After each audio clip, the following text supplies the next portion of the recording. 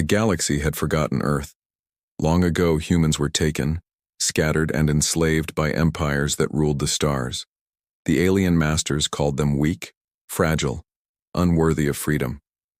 They saw humans only as tools, labor for their factories, blood for their arenas, and shadows to be broken under the weight of chains. But what the aliens never understood was this: the human spirit, though beaten, does not die so easily. It hides, it waits, and it burns silently until the right moment comes to rise again. In one forgotten mining colony, carved into the black stone of a distant moon, thousands of human slaves worked under the watchful eyes of their reptilian masters. The aliens were tall, armored in scales, and armed with shock whips that could cut skin with a single strike. Every day the humans bent their backs, breaking rocks for minerals that would feed the Empire's war machines. Every night, they were locked in cages, given stale bread and cold water, like animals. The aliens laughed at their pain, thinking this misery would last forever. But among the slaves was one man who did not bow in spirit. His name was Marcus Hale. His body carried scars from 100 lashings, but his eyes carried something far more dangerous than pain. They carried defiance. He watched the guards carefully. He memorized their shifts, their weapons, their arrogance. Most importantly, he whispered in the darkness of the cages when the guards were gone. He told stories of Earth, of a time when humans ruled their own skies, when fire and iron had carried them beyond the stars. The young listened with wide eyes. The old listened with tears. In their hearts, a spark began to grow. The alien overseer of the colony, Lord Valak, was crueler than most. He took pride in breaking humans. He would drag men into the arena and force them to fight beasts for sport. He would strip women of dignity and mock their tears. He would stand above the cages and declare, "You are nothing but slaves. You will always be slaves. Your kind exists only to serve." The crowd of guards would roar with laughter, but Marcus did not laugh. He clenched his fists and whispered to the others, "One day, we will burn their armies to ash." That whisper became a promise. One night, under the light of the alien moons, Marcus sat in the cage with his closest friend, a young woman named Arya. Her brother had died in the mines, crushed by falling stone while the guards laughed instead of helping. She had sworn never to forgive them. Together, she and Marcus planned. They knew where the guards stored their weapons. They knew the mines held not only ore, but unstable gases that could ignite like fire. They knew the aliens had grown careless, believing humans were too broken to fight. All they needed was courage, and a moment. The moment came when a transport ship landed at the colony, carrying supplies and a new group of slaves from another world. Among them were strong men, hardened from battle, captured soldiers who had once fought for freedom before being defeated. Marcus saw them as the missing piece. That night, he gathered them in secret. His voice was low, but it carried fire. "They think we are nothing. They call us slaves, but I say we are warriors, chained but not broken. Tomorrow, when the ship leaves, we strike. We take their weapons, we take their freedom. We burn their masters until only ash remains." At first, there was silence. The fear was heavy, pressing on their hearts. To fight meant death. To remain silent meant slavery forever. Finally, Arya stood and raised her hand. "I will fight. My brother's blood cries for it." One by one, others followed. Old, young, men, women. All of them chose fire over chains. The rebellion was born. The next day, the colony followed its routine.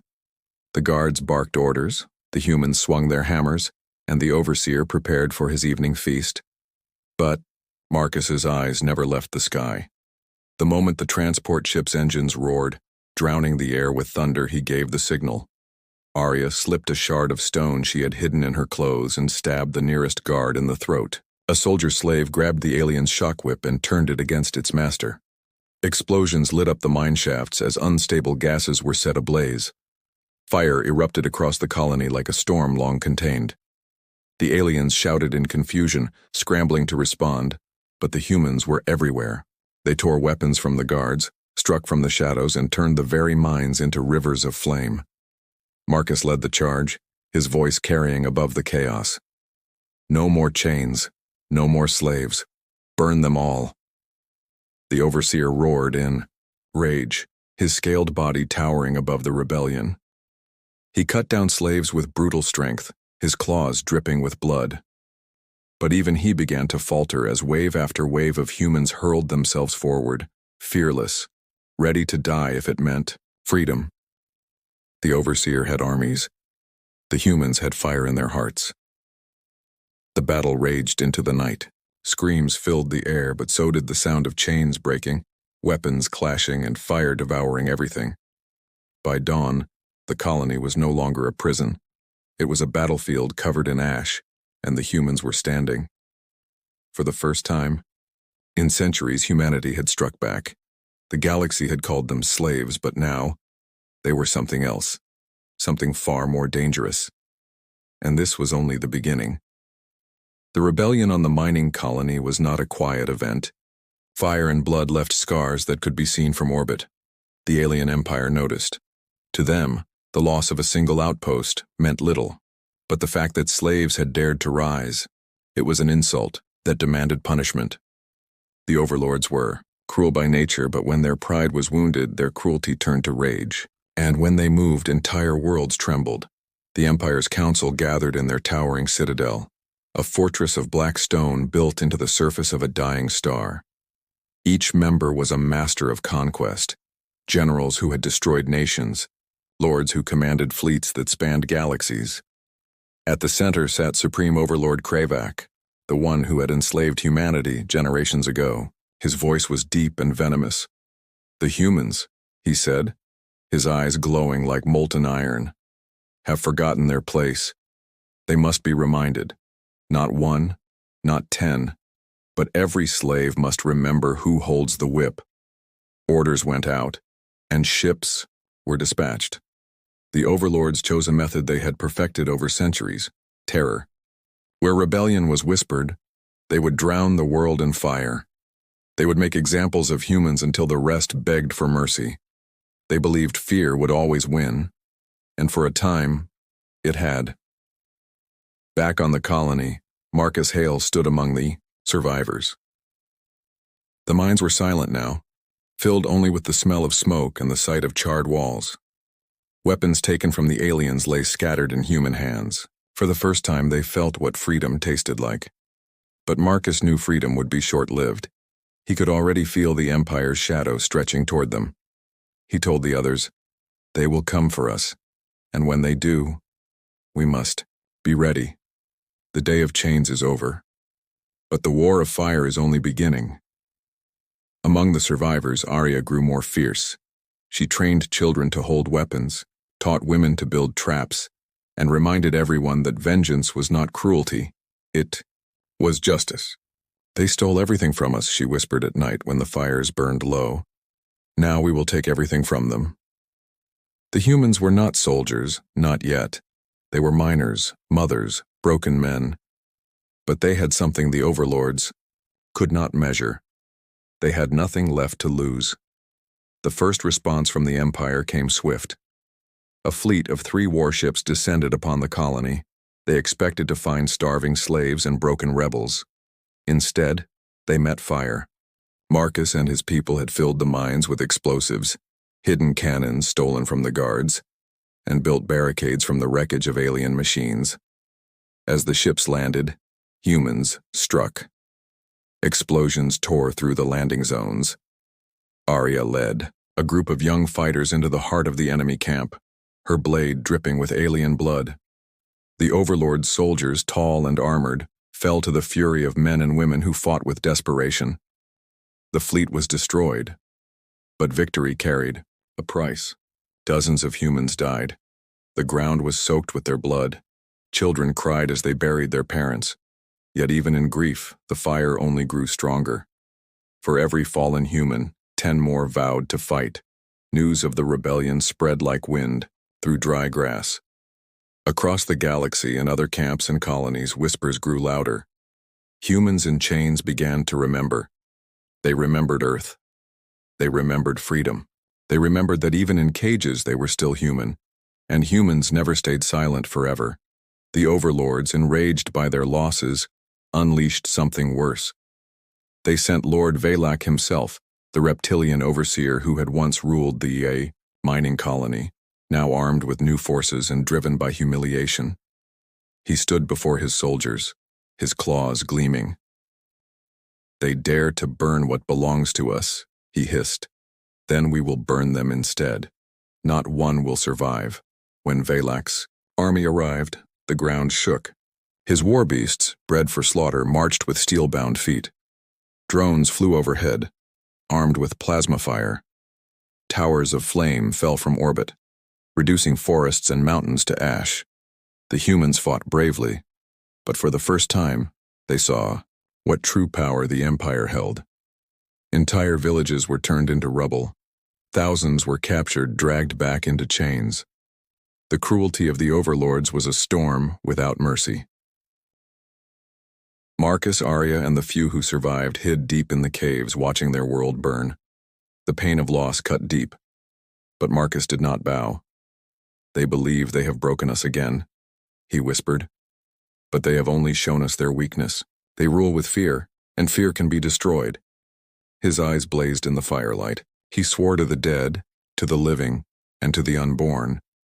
This war would not end until the Overlord's empire lay in ruins, and so the cruel masters thought they had crushed rebellion. In truth, they had only poured fuel on a fire that would spread across the stars. Humanity had seen the true face of their enemy, and now, more than ever, they were ready to fight. The caves were dark, damp, and filled with silence. Smoke from the burning villages drifted through cracks in the stone. Children huddled in fear. Mothers held them close, and the few men left stood guard with weapons stolen from fallen soldiers. Humanity was wounded again, scarred and bleeding. But this time, something had changed. They were not broken. They were not hopeless. The fire that had started in one mind had spread into every heart, and Marcus Hale knew this fire could never be extinguished. He stood before the survivors, his body thin, but his voice strong. "We cannot hide forever," he said. "If we wait, they will hunt us one by one until nothing is left. But if we rise, if we strike, we show them the truth. We are not their slaves. We are their nightmare." His words echoed off the cave walls. Every pair of eyes turned to him. Fear was there, yes, but so was hunger. Hunger for justice. Hunger for freedom. Arya stepped forward beside him. Her clothes were torn, her blade stained with blood, but her spirit burned brighter than ever. "We cannot fight as they fight," she said. "They have armies, fleets, machines of war. But we have shadows. We have fire. We will strike from places they do not expect. We will turn their strength against them. And when they believe they are safe, that is when they will burn." The crowd murmured, the spark becoming flame. It began with small acts. Hidden groups of humans struck supply lines. Alien patrols disappeared in the night. Mines exploded with stolen charges.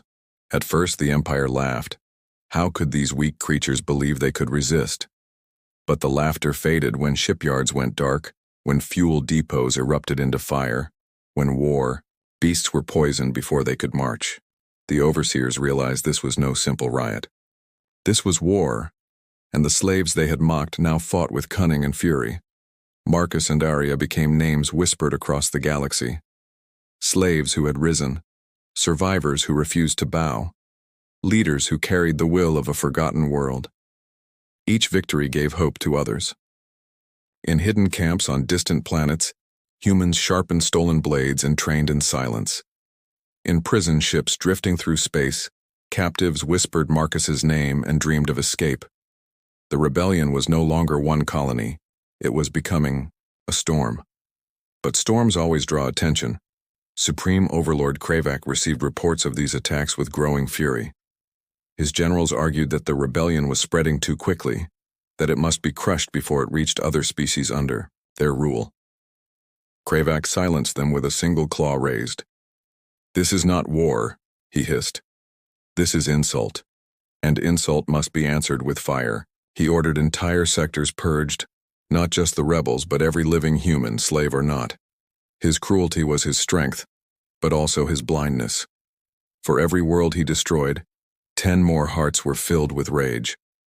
Meanwhile, Marcus planned something greater. He had learned from captured data that an Imperial fleet was gathering to resupply near a gas giant. Dozens of ships, thousands of soldiers, all in one place. To attack it was madness, but to let it pass was suicide. If we strike, Marcus told his people, the galaxy will hear us. If we fall silent, we are nothing. The decision was made. The spark would become flame. The plan was desperate. Old freighters stolen from the mines were fitted with explosives. Fighters with barely working engines were patched together from wreckage. Men and women who had never flown before sat in cockpits, their hands shaking but their hearts steady. They knew they would likely die, yet no one turned away. Arya stood on the deck of a captured shuttle, her voice steady as she spoke to the fighters. They called us weak. They called us slaves. But tonight, we show them what humans truly are. We are fire. We are ash. And we will burn their fleets to dust. The battle that followed shook the stars. The freighters charged first, crashing into the enemy's carriers in blinding fireballs. Fighters darted between massive warships, unleashing stolen plasma and hit-and-run attacks. Explosions lit the skies like 1,000 suns. The overlords roared in confusion. They had prepared for slaves with chains, not warriors with fire in their veins. Marcus himself led the charge aboard a captured transport. He rammed it into an enemy cruiser, boarded with a squad of rebels, and turned the ship's own weapons against its fleet. Arya flew through a storm of fire, her shuttle crippled, yet still she fought, crashing into a warship's hangar and unleashing chaos inside. The overlords tried to regroup, but their lines broke, their fleet scattered, burning, torn apart by humans who fought with no thought of survival. When the smoke cleared, half the enemy fleet lay in ruins.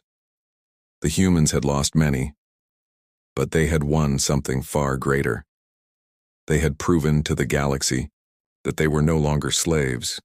They were warriors, rebels, survivors, and conquerors of fire. The spark of rebellion had become a blaze, one that no empire could ignore. And as the survivors drifted among the wreckage, Marcus whispered to his people, "This is only the beginning. The fire has started. Now we will watch their empire burn." The galaxy had never seen humans like this before. Once scattered, silent, and broken under chains, now they rose from every corner of the stars. The rebellion was no longer whispers in the dark. It was fire that could be seen across entire systems. And with each victory, the overlord's pride shattered a little more. They had called humans slaves. Now they called them something else. Dangerous. Supreme Overlord Kravak, furious at the loss of fleets, unleashed his legions. Warships larger than cities, beasts bred for destruction, machines older than human history, all were sent to crush the uprising. His message was simple: erase every human who dared resist. But what he didn't know was that humanity had already changed. They were no longer fighting for survival. They were fighting for vengeance, for freedom, and for a future that no whip or chain could ever steal again. Marcus Hale, scarred and hardened, stood aboard a stolen dreadnought now refitted by human hands. Its hull still carried the marks of alien insignia, but across its surface burned a new symbol, the mark of rebellion. Around him, dozens of ships, once slave transports and broken freighters, had been reforged into weapons of war. The humans had turned scraps into steel, cages into cannons, and at the heart of this rising fleet was Marcus, the man who had once been just another prisoner in chains. Beside him stood Arya, no longer just a survivor, but a commander feared by enemies. Her voice carried through comms across the fleet. "They think their armies can crush us, they think their beasts will tear us apart. But we are no longer the weak ones. We are fire, we are fury, and we will turn their war into ashes." Cheers erupted through the channels, the voices of thousands who had once been silent slaves now shouting as warriors. The first great clash came in the Helion Belt, where the Overlord's fleet of destroyers arrived to blockade rebel strongholds.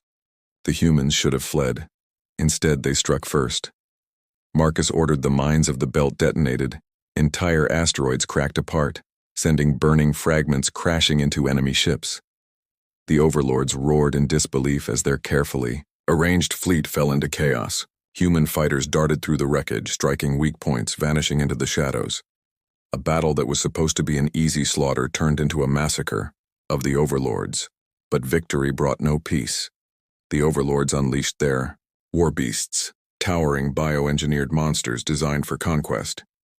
They dropped them onto human strongholds, expecting terror.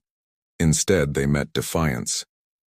On the scorched plains of Vela Prime, entire villages of humans armed with stolen plasma rifles stood against these titans. The beasts roared, but the humans did not run. Arya herself led the charge, climbing one of the massive creatures and driving a blade into its skull. The humans fought with the desperation of those who had lived in chains all their lives, and with every victory, their courage grew. The war spread across system after system. Planets burned, fleets shattered, and stars became battlegrounds. The Overlords threw everything at the humans, but the more they pressed, the stronger the rebellion became. Because humanity had learned something the Overlords never could. Pain was not weakness. Pain was fuel. Every village destroyed, every life lost, every tear shed, it only sharpened their will. Marcus looked at the maps of war, red lines cutting across the galaxy, and he knew the truth. We cannot fight them as equals, he told his commanders. We fight them as shadows, as fire, as storms they cannot control. For every fleet they send, we destroy their supplies. For every army they unleash, we burn the ground beneath their feet. We will not face them head-on. We will make them bleed piece by piece until nothing remains.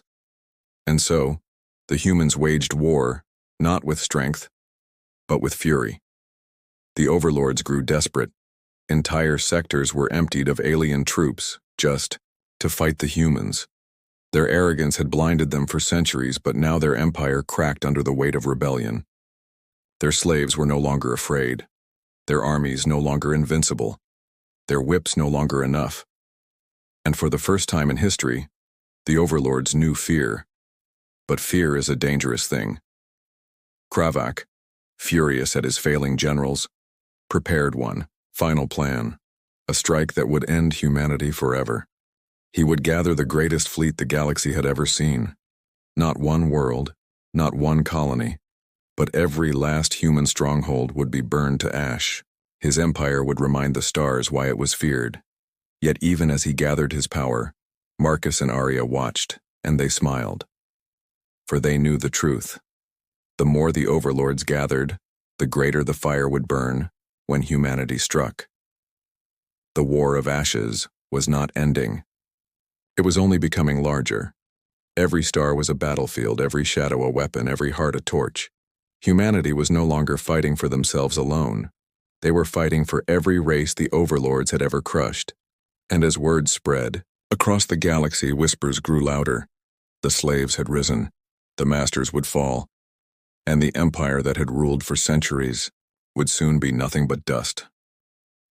The galaxy shook as the Overlords gathered their greatest fleet. It was an armada unlike anything seen before. Thousands of warships, engines glowing like suns, their hulls painted in the black steel of conquest. From every corner of their empire they pulled soldiers, beasts, and machines of war. Supreme Overlord Kravak stood at the center, his massive flagship taller than mountains, wider than cities. His command was simple: end them. Burn every human world, every rebel fleet, until nothing remains but ash. To the Empire, it was the final war. To humanity, it was the reckoning.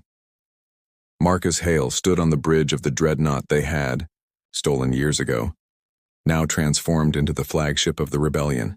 Its weapons had been reforged, its engines rebuilt, and its crew hardened by endless battles. Around him stretched the human fleet, once slave freighters and mining ships, now bristling with cannons, armor, and courage.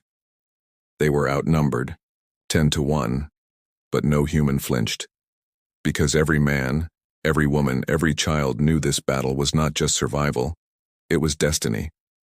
Arya stood beside Marcus, her eyes locked on the enemy's endless swarm. She spoke into the comms, her voice steady, her words sharp as blades. They called us slaves. They chained us, beat us, and tried to erase our names from history. But look at us now. We are fire. We are vengeance. We are humanity. And today, we do not fight for survival. We fight to end their empire. Her voice carried across every ship, every cockpit, every heart. And when she finished, a single word thundered back from the fleet. Freedom. The battle began with fire that lit the stars. The Overlord fleet advanced like a wall of steel, cannons unleashing storms of plasma. Entire asteroids shattered under the bombardment. Space burned with the light of war. The humans answered not with strength, but with fury. They broke into smaller groups, striking weak points, vanishing into the shadows of wreckage, then returning like firestorms. Kamikaze freighters rammed into capital ships. Fighters swarmed like hornets, tearing at giant cruisers. Explosions painted the void with flame. Marcus commanded from the front. He ordered his ships not to stand against the Overlord's wall, but to slice through it, to scatter it into chaos. And it worked. The Overlords, arrogant in their numbers, grew disorganized as humans struck from every angle. One dreadnought fell, then another. Kravak roared in rage, his claws digging into the steel of his throne. "They are slaves," he shouted. "They cannot defeat us." But his words were drowned by the screams of his dying fleets. In the heart of the battle, Arya led a squadron directly into the Overlord flagship's shield. Her ship was battered, flames trailing from its engines, but she pressed on. She crashed through the hangar bay, weapons blazing, her fighters pouring behind her. Inside the beast of steel, humans fought hand-to-hand against alien soldiers. Arya cut her way forward, her blade dripping with blood, her eyes burning with vengeance. "This ends now," she whispered. Meanwhile, Marcus took his dreadnought head-on against Kravak's flagship. The two giants clashed in fire, their cannons tearing chunks out of each other's hulls. The Overlord fleet tried to shield their leader, but the humans, united in purpose, refused to let them. "Burn them," Marcus commanded, and the humans unleashed everything: torpedoes, plasma, stolen alien tech, until the enemy lines cracked open. At last, Marcus and Arya stood together in the Overlord throne room. Kravak towered before them, his armored body glowing with power, his claws dripping with the blood of fallen rebels. "You are nothing," he spat. "You were born to serve." Marcus, bruised and bleeding, raised his weapon. "No," he said, his voice steady. "We were born to fight." The battle was brutal. Kravak struck like a storm, his claws ripping steel apart, his roar shaking the chamber. But Marcus and Arya fought with the fury of an entire species. Every strike, every blade, every drop of blood carried the weight of generations in chains. Finally, as the throne room burned around them, Marcus drove his weapon into Kravak's chest. Arya struck from the side, her blade slicing through his throat. The Supreme Overlord fell, his roar silenced forever. And as his body crashed against the throne he had built from centuries of cruelty, humanity stood victorious. The flagship exploded in a blaze of fire, but the humans escaped, their fleet scattering into the stars. Behind them, the Overlord Armada broke. Without their leader, without their pride, they were nothing. The empire that had ruled for centuries collapsed in a single day of fire and ash. When the smoke cleared, the galaxy looked upon humanity with new eyes. No longer slaves, no longer silent, they were conquerors of fate. Marcus stood before his people, his voice carried across the stars. "We were called slaves, we were beaten, broken, chained. But today we stand free. And let the galaxy remember, those who call us weak will only find their armies turned to ash." And so it was. The reckoning was complete. The overlords were gone. Humanity was free. And the fire that had once been a whisper in the dark now burned brighter than any star.